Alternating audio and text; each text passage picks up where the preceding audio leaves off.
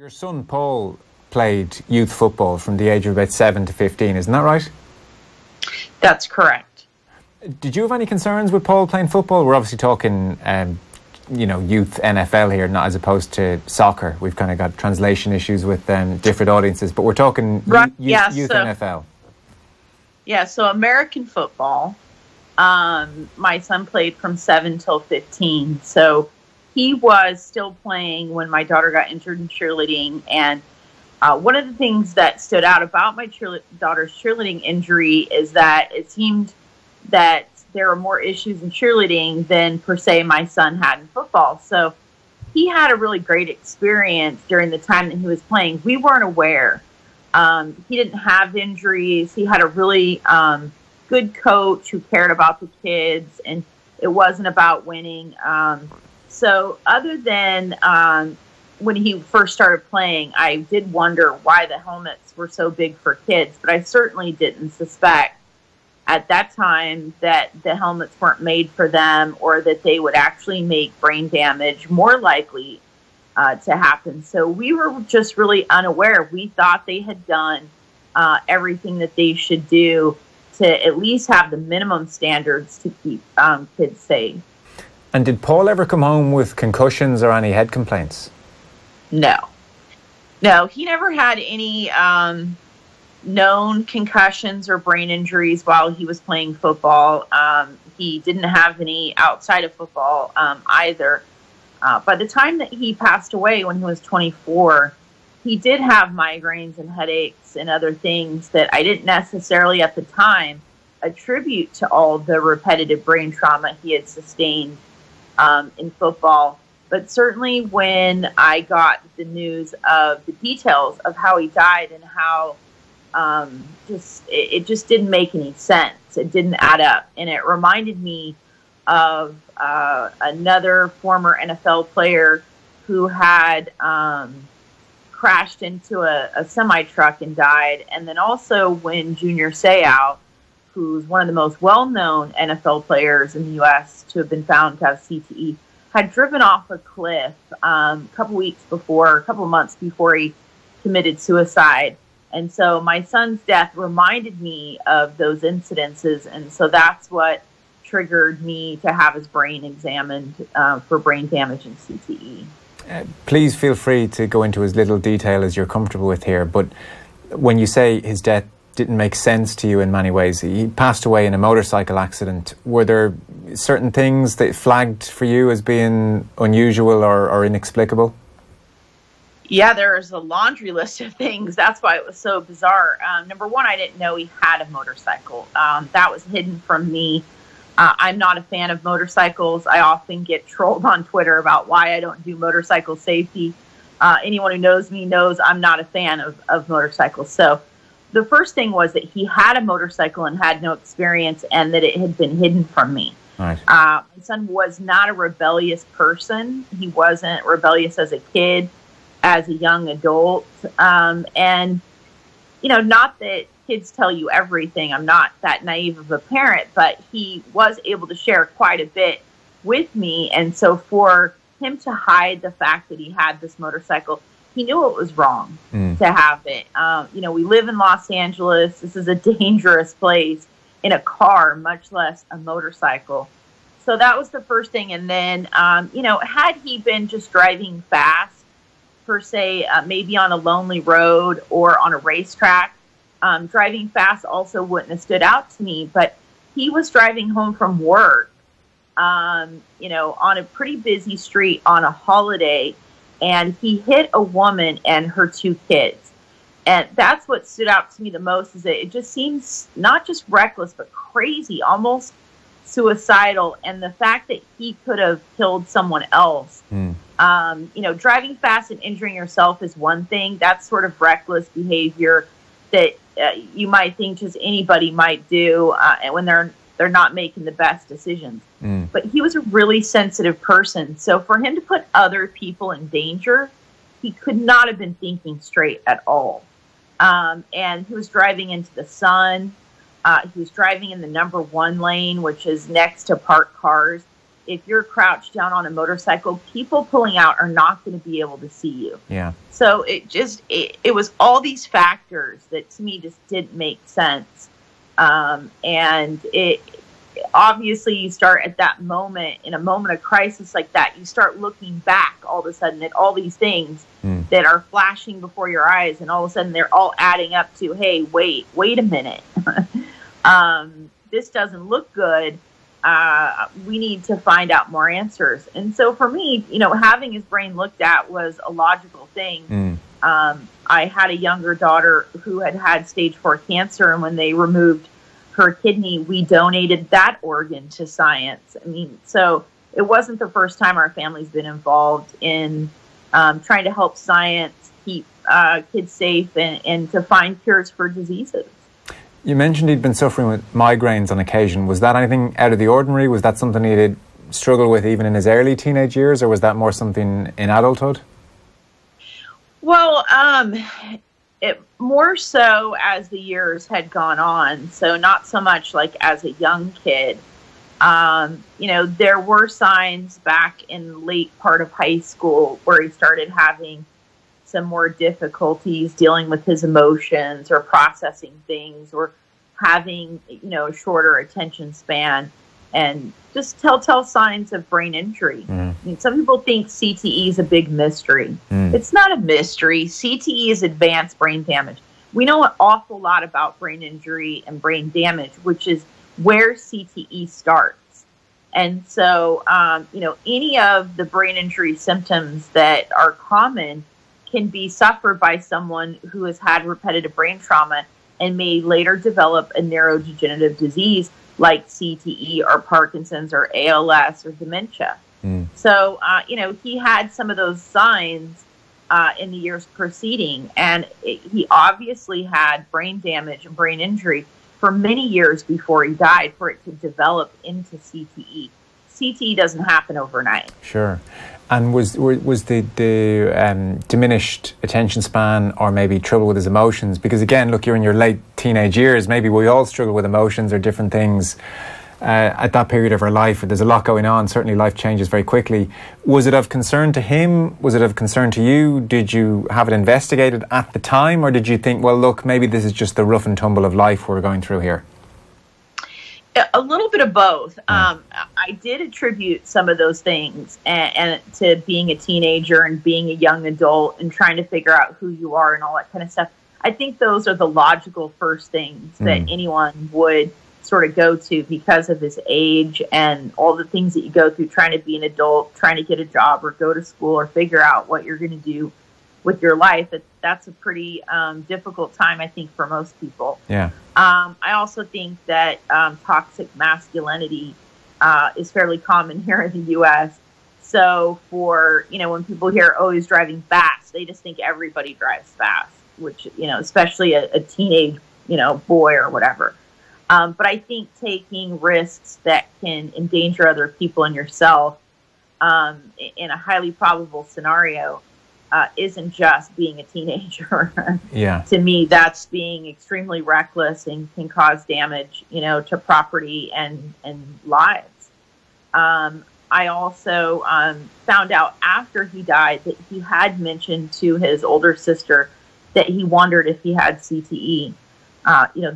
This is my life's work, so it's not uncommon for us to talk about at a meal or just sitting down chatting about sports injuries or brain injuries or CTE or particularly the NFL case, which I worked on for many years, 3 years before my son's death. And anyone who knew my son would also say he was my number one fan. He loved to tell my NFL stories to other people. And, it was a hot topic in our family because it was important to us. Sports is a huge deal here, and whether you stop playing or not, your world somewhat still revolves around sport. Yeah, I'm actually glad you mentioned that point, because somebody listening might just presume that you've become very interested in this sphere since your son's death and the discovery of CTE, but just by a cruel twist of irony, you were probably one of the most informed households in the country and the planet when it came to CTE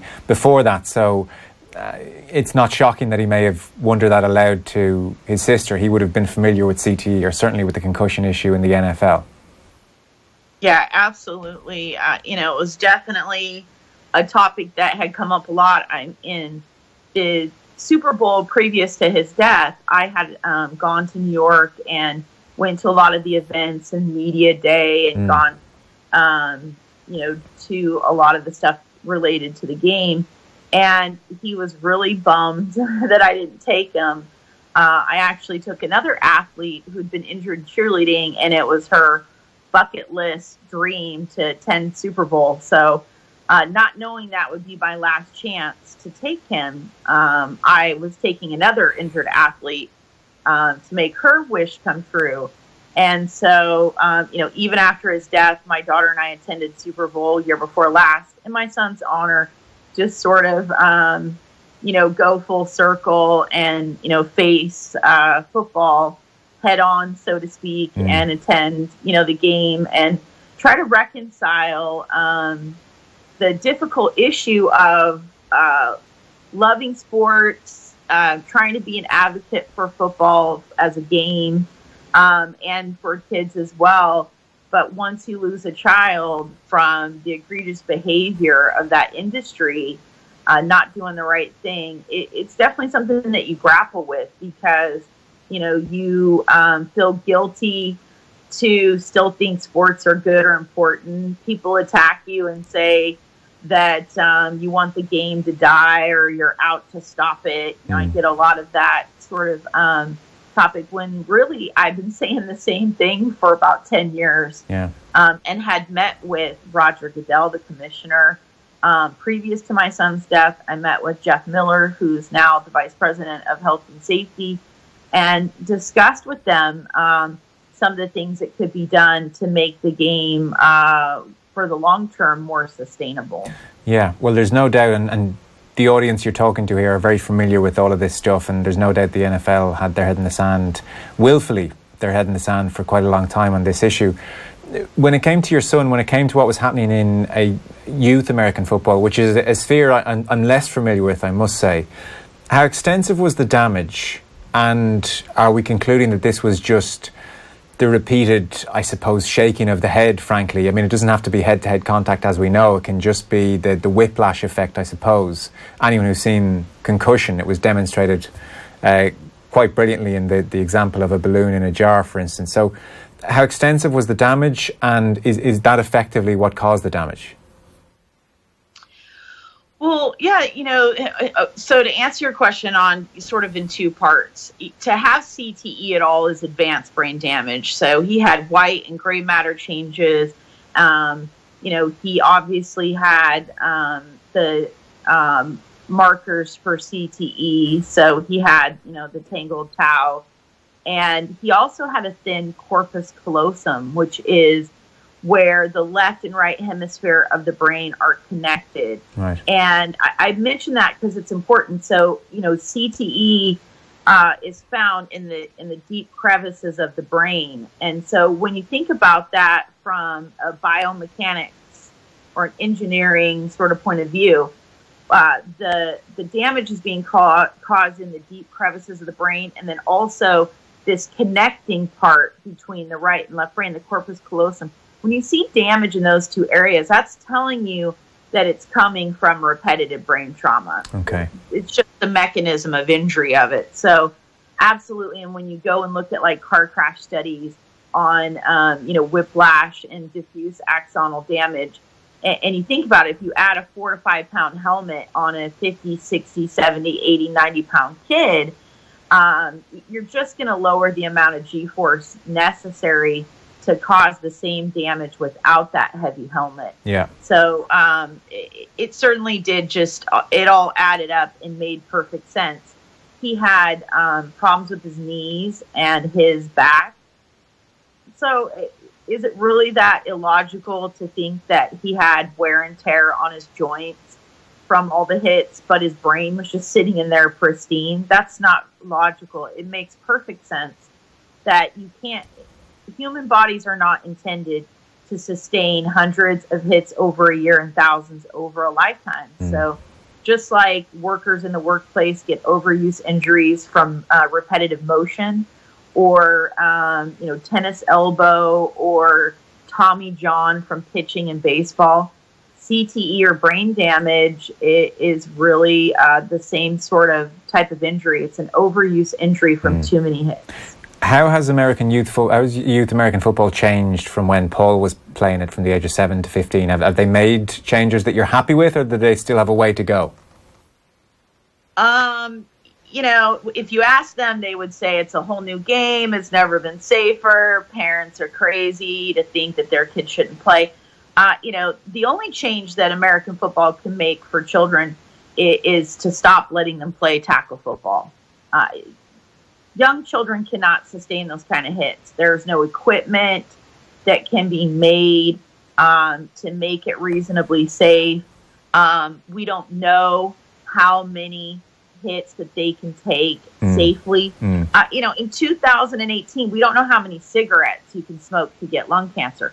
But we don't give them to kids and let them keep smoking until we figure out how many cigarettes it takes, do we? The CTE and brain damage in football is really the same thing.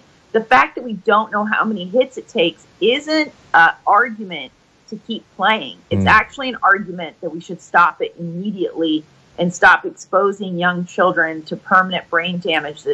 There's no treatment. There's no cure. It's not reversible brain damage, and it's your operating system. You can live without an arm or your knees, but your brain, you only get one brain. There's no way to replace it. They've known since at least 1969 that the plastic helmets, are causing more damage brain injury wise, while it's helping with skull fractures and other facial injuries. It's actually making other mechanisms of injury, like brain injury and brain damage, more probable. Yeah. That's an issue here in the U.S. because, the defense in sports injury cases is that you assumed the risk. Well, it's a problem when you can't assume a risk that's never been measured. They can't tell you the probability of brain damage or CTE. So that's a problem. And when you add a 5-pound helmet on a 50-pound kid who just crawled out of a car seat in their parents' car that was never made for them, that increases the risk, you're becoming liable for selling a known defective product that can cause great bodily harm to children. And so the tackling still happens, and there's still an issue with the helmet? Correct. So, you have that we don't know how many hits it takes. That's an issue. And then we have helmets that aren't made for kids that we know are too heavy, that lower the amount of G-force necessary to cause the damage that we know is occurring. So, they've got to do flag football until kids are at least in high school. Society needs to understand the facts and make a decision. Is it 14? Is it 16? Is it 18? When should kids be allowed to assume a risk of repetitive trauma? Then they need to fix the defects in the helmets. I'm not asking them to make a magic helmet to stop all brain injuries. I'm saying fix the problems that you've known about for 50 years so that they're not making brain damage worse. Kimberly, and then they're going to have to do a hit count and a hit limit, even for high school, college, or pros. At some point, college coaches are going to be looking for players with less repetitive hits. They're going to want people who started later and don't have all of the brain trauma. They're not going to want an athlete that's one hit away from being done. I can only imagine the accusations of scaremongering which have landed on your door. You're out to ruin the game. You want to kill the game. How can we not have tackles? Will be a question for you. I'm sure that they're thrown at you. The kids need to learn how to tackle at a young age. I'm sure it's been thrown at you. All these kind of accusations. How close are we to your message actually piercing through that nonsense? I think we're right on the cusp, actually. Okay. It's becoming more and more prevalent and common to see some of these talking points for protecting kids in sports in social media by random people, by the media, and also some of the organizations, as well as former pro athletes.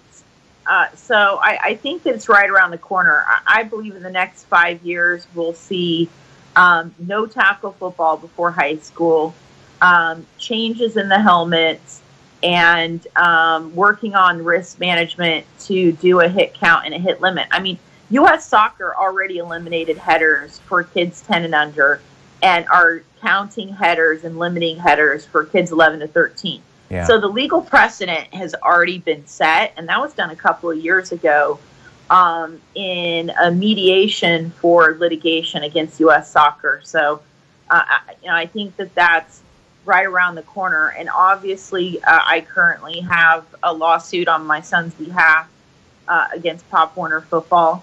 And I think that that litigation as well will help steer, justice for kids and protect kids more in the future. Mm. Yeah. Have other mothers been in touch with you, other parents been in touch with you? Similar stories, similar kids who never played much in high school or never had big college careers or certainly never had pro careers, but whose children, sons have suffered with CTE? Definitely. We have a group called Faces of CTE, and people can find information about us at facesofcte.com. And it's organization, a grassroots effort by the families affected by CTE and brain damage.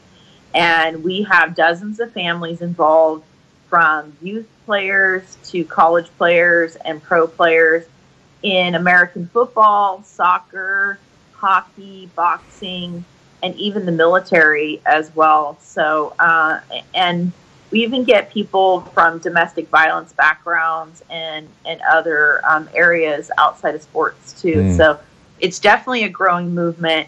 We have a book coming out in October called Brain Damage, The Faces of CTE. And each chapter was written by a different family, sharing their story of loss and now advocacy, and how our stories of our family members that we've lost, how people knowing the symptoms and the signs can possibly get help before it's too late, and also to educate parents so that they can make an informed decision on whether they want their kids to play tackle football or any sport with repetitive brain trauma. Well, I must say, we're only starting the conversation about heading the football over here. And I think it's a big one as well, unfortunately. And I remember, it's a couple of years now that the US have banned heading of a soccer ball for under 10s. I didn't realise they were keeping count between 11 and 13. I think that's an issue we're gonna have to deal with very soon on this side of the pond, to be honest. Yeah, I agree. And, most people don't realize that, sports equipment is not very regulated, especially internationally. People see America as very litigious and that we sue everybody all the time. So one might assume that, sports equipment is highly regulated here, but it's actually not. It's not made with women in mind. It's not made with children in mind. And it's basically a self-regulated organization within the sports manufacturers and the sport governing bodies. So you don't have oversight from the federal government, and you don't have really good guidelines. So, for example, soccer balls are made for performance. So they don't test the soccer ball to see if at this PSI or that PSI it makes brain injury worse.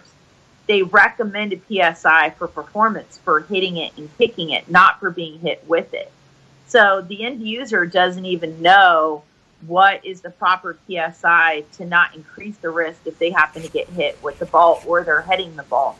So I think that there are a lot of changes coming in the future in equipment as well that can help improve safety in sports. Okay, well, Kimberly Archie is the founder of the National Cheer Safety Foundation, a leading expert on the prevention of child athlete maltreatment, and as I mentioned, her legal work has been used to settle more than 50 injury lawsuits, sports injury lawsuits, since 2008. Kimberly, thanks so much for your time, and I appreciate we're talking about devastating private issues for you as well, and the death of your son. So thanks so much for talking to us this evening.